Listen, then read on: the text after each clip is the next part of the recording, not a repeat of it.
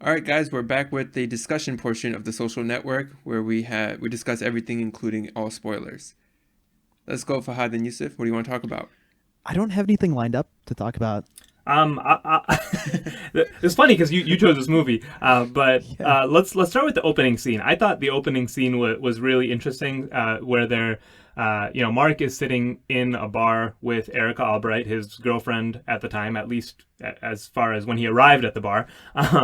And they're kind of going back and forth talking about really a million different things. I thought that scene was pretty telling of everything we were about to see. It's kind of a nice little microcosm of the entire movie.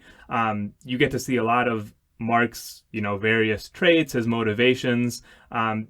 So I kind of wanted to ask you guys, what did you see in that scene that was, since this is really a character study, that was central to who Mark is? So, like you said, it gives us an insight into like who Mark is right away. He's this guy who's like constantly thinking about stuff. He is thinking very much so in this conversation, at least about what is it called? The clubs? What are they called? The final The club? academic clubs Yeah, or something. final club is the right term. Which he takes issue because Erica calls them finals clubs plural. Yeah. So like he wants to be part of like this particular one, the Phoenix one, and but he keeps switching back and forth. And she goes to Boston University, and you can see how he has the superiority complex going on with he's at Harvard, she's not, so she wouldn't understand. I mean, he comes off as a jerk right away, and I don't know. That's like really what I got out of it. All right, this is the guy we're dealing with, someone who is like eccentric. Hmm. Kind of a jerk. He has like he lacks empathy, I guess, because he doesn't realize like how he's making Oh, someone else definitely, feel. yeah. Right. I like that the movie dropped us into that conversation without much context. Initially, you feel like you don't know what's going on, and I think we're supposed to be in the shoes of Erica, because Mark is jumping topics in that conversation constantly, and she's trying to keep up with what he's saying. That conversation is so fast paced. I mean, they're just Yeah. Yeah, we're basically Erica in yeah, that yeah. scene, right? Right. Like we're figuring this That's a really guy good out. observation because they're just talking past each other and weaving thoughts in and out and leaving them and then abruptly picking them back up at like an insane rate. And that's kind of Mark's mind functions like that the entire movie. But she actually says at some point that like I can forget exactly what she said, but she said like. Dating you is like dating a stairmaster because, It's work. yeah, and how quickly he moves from one topic to the other, and he's obsessed with this whole idea of finals club. So I think something that was interesting is like the things that he resents about everyone that he resents come up in that one conversation. He brings up final clubs, Hmm. which he thinks is more important than anything, and he actually Hmm. mentions that before we've ever met this character, he says my friend Eduardo made X amount of money trading oil futures last summer, and he's not even gonna get close to coming into a final club. So, do you think he resents the fact that these finals clubs are more about like social status within Harvard versus like being purely about Right, academics? because he also mentions in that same conversation, he says the ability to make money impresses nobody. So he's already decided that money's not going to Hmm. get you in, and my friend Eduardo doesn't have a chance at getting in, and both of those things end up being wrong in terms of the finals clubs, or the final clubs at least. So, you get that right off the bat. He also mentions the fact that he can't row crew, which is, you know, eventually tied over to the Winklevoss twins, because that's something that he sees in them. I mean, they are the people that he says he can't be. Again, in this conversation to Erica, he's like, "Look at me, I'm not 6 foot. I don't weigh 250." And like the fact that he can't be, despite him feeling that he is like smarter than them, is what bothers him. Yeah, precisely. Like for him, it's like I belong there just as much, if not more so, because of what I have, but I can't be there because of like these social statuses or classes that Right, exist. and I mean this like comes up again later in the movie where I guess they invite him into like the bike room, but they say they can't let him. They're in a final club. They're in the Pork, the one that he thinks is like the best of the best, and they won't let him past the bike room because he's not a member, and he actually does end up resenting that. Toward that comes up again in kind of the deposition and all of that. So like just the fact that there's a barrier there, is definitely something that bothers him. Obviously, I also thought it was interesting that it's in that scene where he says something to Erica about the fact that you should care about this because if I get into a final club, then I'm going to be taking you to all Yeah. sorts of events and you're going to be meeting people that you wouldn't meet otherwise. And she just stops and she's like, you would do that for me? And it's completely sarcastic, and he does not catch it at all, because again, he's a little bit disconnected in that sense. I like that you pointed out that initial conversation And we only get one other scene with Erica, I think, right? Halfway through the movie, maybe. where it's at the dinner table. Yeah, he runs into her again, and it's more of the same almost. I mean, she is, whipping sarcasm past him, and he is not catching half of it, and he's just trying to impress her with, like, look how smart I am. He even said, like, he says, like, oh, hey, I don't know if you've heard about this website that I started. And she's like, no, I haven't heard, and I don't care. You called me a bitch on the internet. So, like, it's just, he doesn't seem to get it. And of course, I just liked how Erica is only in those two scenes, but really she's kind of a controlling factor in where his mind is, because it starts with her. That happens midway through the movie, and then the final shot of the movie is him just sitting there waiting. His friend requested her, and he's just got his finger over the refresh key, and he's just refreshing to see if she's accepted his friend request yet, which a little bit over dramatic maybe, but I did like how they tied that in, and it's it's a character that we really don't get much out of, so I liked that. Yeah, and like the whole point of the second scene, like we as the audience, like Eduardo, think that it's because he wants to apologize to her, but he really doesn't. He just wants like. Wait, guess I to- thought he would have had they gone out and talked privately. I don't think that's what he really wanted to do. I think he wanted to get back together and show what he has done, like Yusuf said when he mentions like, have you heard that I created this website? But like I don't think if he wanted to apologize, he could have just said I'm sorry right there.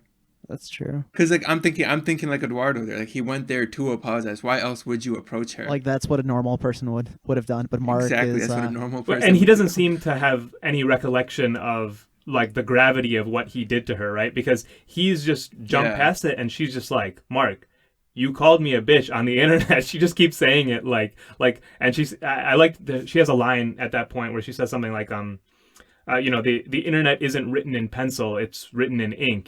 She's like, you have to get this through your head that like you did that, like stop glossing over it. You know what I mean? And that's something that he struggled with, where he doesn't realize the things that he said and the impact that they can have down the road. And again, he's a little bit aloof in that sense, and that's what we learn about him. He's a little bit too smart and a little emotionally distant. Yeah.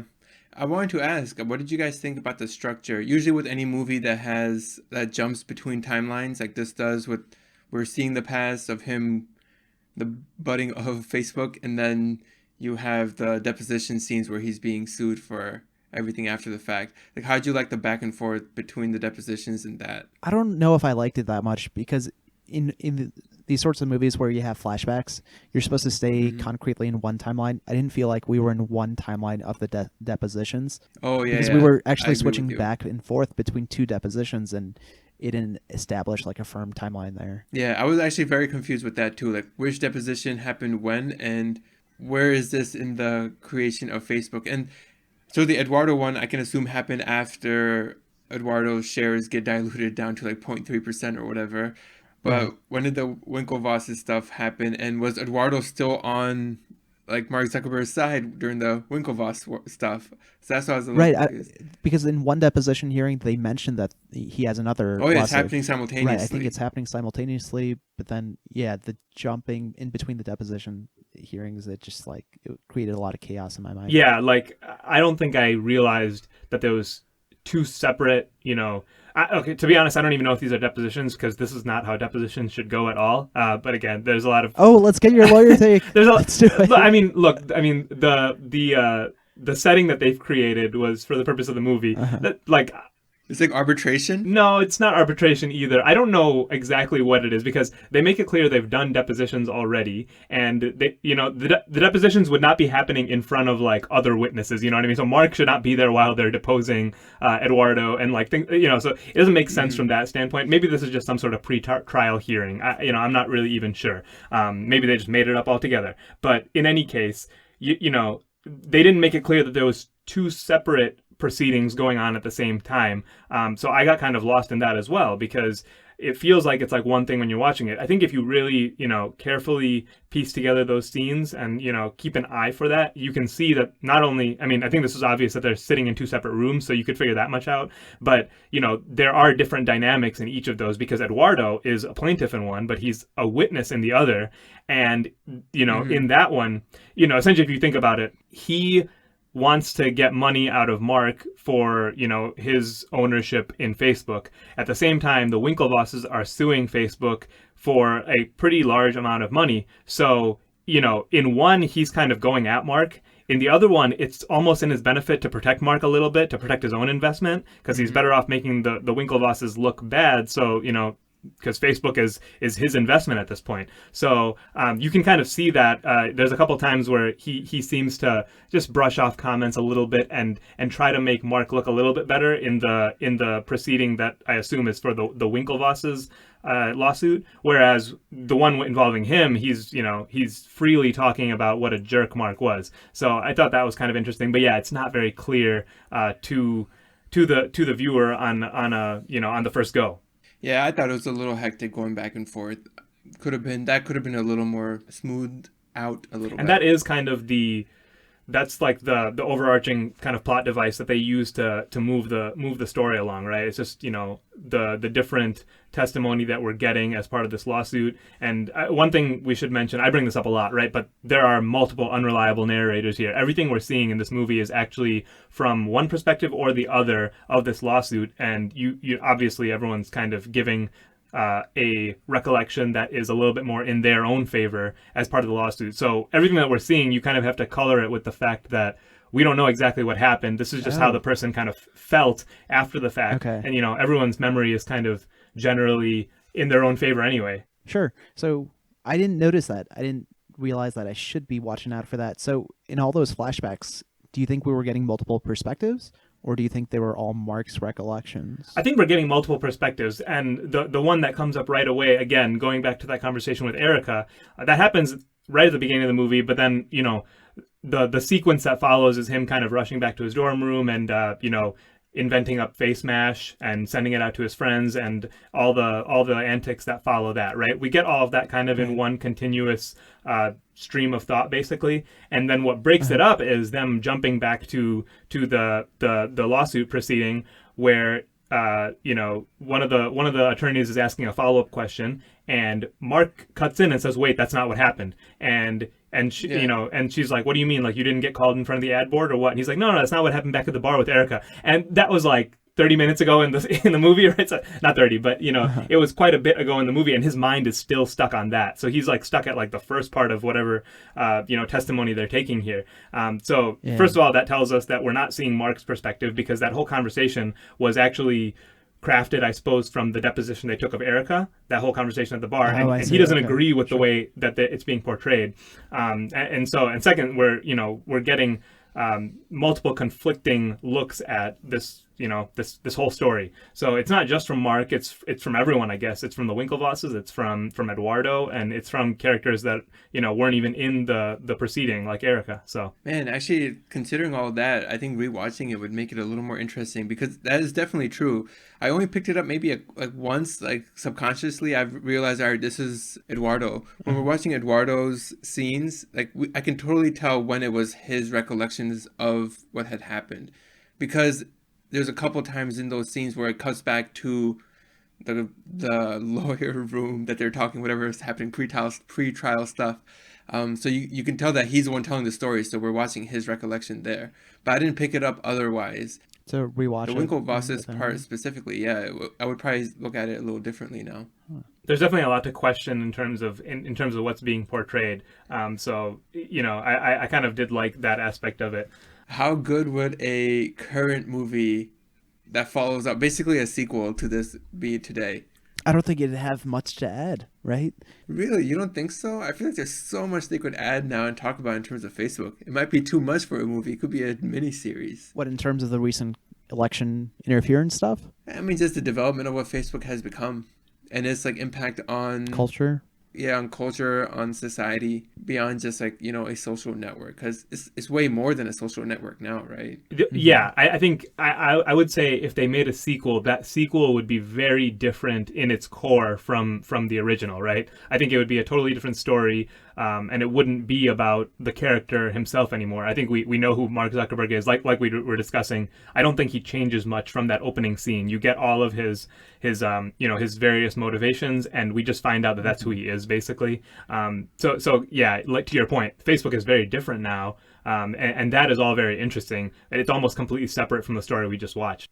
I was going to say, don't you guys think that like this movie, I didn't like how it simplified everything down to like, oh, this was all about, you know, girls. It was all over a girl. All this happened, and Facebook itself was all about, you know, girls and getting laid. That's what they tell us, right? So, I mean, you know, whatever, you know, amount of truth there is to that, I thought that was kind of a real simplification of everything that had happened, because it was just a little minimizing to me. I don't know. Tell me if you guys felt differently or the same. I probably agree with you there. I mean, you don't go through the task of creating, like what Mark Zuckerberg did, of like all the work that goes into creating a website like Facebook, just for that one purpose of finding relationships and getting laid and stuff. So we know that more Mark than was a that. little aloof, a little socially distanced. So we can't. He saw value in the idea because others saw value in the idea, and he followed up on it. And he did a week's worth of work and got the website up, right?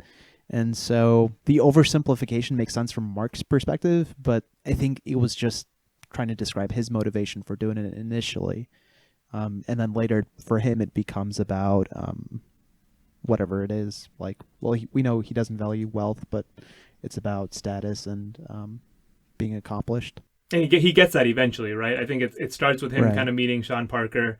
I did like that shout, actually. The fact that Napster comes in. I don't know how accurate that is. I mean, I assume that part was true, that he did get in touch with the founder of Yeah, I'm Napster. assuming that's true as well. Yeah. And that Yeah, I'm not sure which way it went, but no, I mean, I could totally see like an entrepreneur in Silicon Valley being like, hey, there's this website out there, let's go find it. and I mean that has a big influence on the actions that Mark takes, right? Because that kind of gives him some level of acceptance right there, which eventually, you know, that goes off course as well. But that's why he ends up kind of severing his relationship with Eduardo. It's mostly under the influence of Sean Parker. Yeah, and he like looks up to Sean Parker because he's similar to him in the sense where it's a kind of rebelling against the system kind of thing, right? Which is what Sean Parker did with Napster. And Mark Zuckerberg is this character in this movie, at least, where he just doesn't want to follow the rules. He wants to do it his way and wants to basically be a force that doesn't like play by the rules. It's not confined to some boundaries. And then in that scene where Justin Timberlake, Sean Parker, Parker. yeah, where he's calling him from jail, and Mark has this disappointed look to him.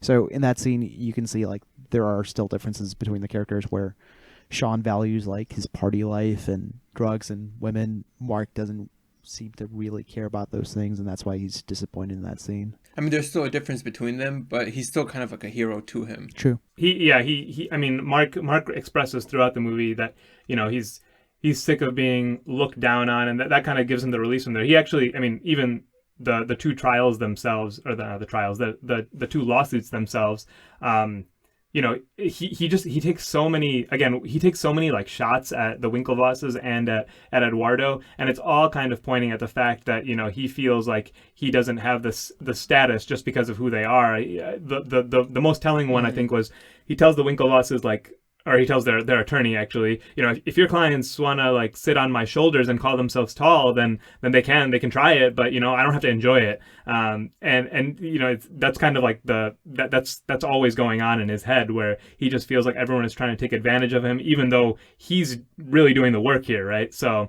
it's just like it always came back to that. And I do wonder, first of all, yeah, like how influential that relationship actually was in real life.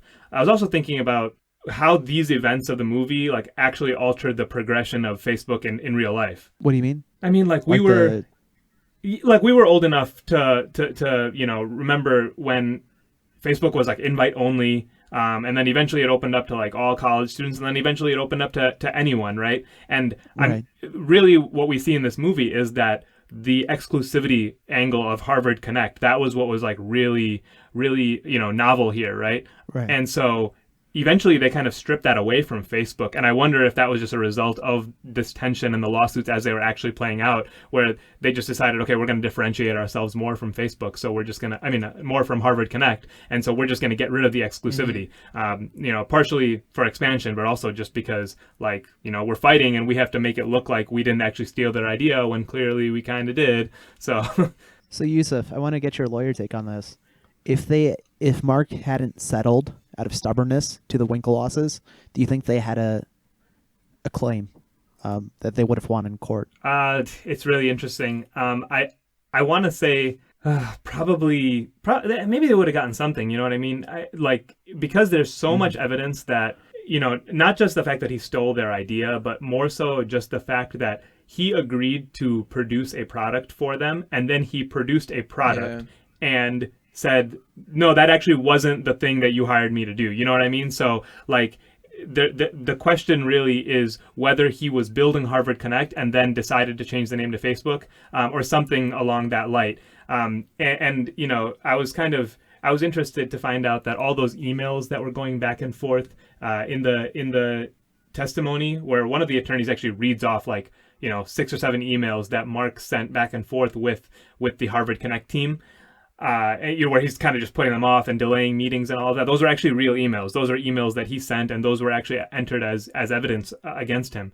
And then there's also the fact that, you know, at some point I think there's some evidence that he, you know, scribbled a bunch of code on the window of his dorm room and, like, you know, had the title Harvard Connect above it. And so it was clear that he was still thinking about Harvard Connect. So I kind of like that shout in this movie where, you know, they have him do that with the algorithm or whatever for Face Mash. And then he even says in that ad board hearing that he gets pulled into, he says something to the head of IT or whatever. He says, if you knew what you were looking for, you would have seen it on the window of my dorm room, to kind of point out what an idiot he is. But, you know, the evidence was right there, you know. So I like that little shout as well. So, I mean, but that evidence wasn't admitted into the hearings that they were having, right? I know. I think it was. It was at least brought up. I don't know. Obviously, this never went to trial. Yeah, how would you actually prove something like that without like having like this witness testimony? Yeah, so I think the testimony was more so just that the Harvard Connect team, you know, testified to having seen it. So yeah, they never had. I'm sure they didn't have a picture of it or something, which would have been pretty damning. But you know, in any case, they end up settling, which is what most people do, especially someone with, you know, Mark Zuckerberg's class of a legal team, you know, advised him to do that. And it was a very hefty settlement in the end. You know, I think it was like 65 million or something like that. So, and they're still fighting it out. They're still fighting out the exact details of that. I think there's some question about. Do you know why, man? That? Because Eduardo, he made out pretty well with whatever he settled with, because he's worth 9.9 billion. Yeah, right I mean, so everyone kind of won in the end here, because Mark got his dream, he got his recognition, and he didn't really care about the money, I guess, right? So that should not be too much off his back. And you know, the others, they made their fortunes, right? Yeah, can't really feel sorry for any of the characters. So I think I did like this movie quite a bit when I was watching it. A lot of my scores maybe don't reflect that. Maybe that's good. I mean, the scores are a little bit more objective than my brain is, but like I did enjoy a lot of it. There was a lot of little, you know, there's a lot of little shouts and there's a lot to enjoy about it, especially the fact that you can sit back and kind of process this with, you know, your own personal experience of Facebook and all of that. So yeah, I definitely did like that about it. Did you guys notice there was like a scene earlier in the movie where, you know, Mark flips open his laptop and he's logged into LiveJournal? You guys even remember that? LiveJournal was like, that was the thing before Facebook, right? That was like your personal blog. So like they had like little like old, you know, tech websites like kind of snuck in there. I like those little things about this movie for sure. I can't say that I was so involved in the social media stuff. Like I said, I got Facebook after. Yeah. You didn't have a Zynga account? I did have a Zynga account, but not really active. Never had a MySpace. Never was really. Even though Facebook, I didn't create it.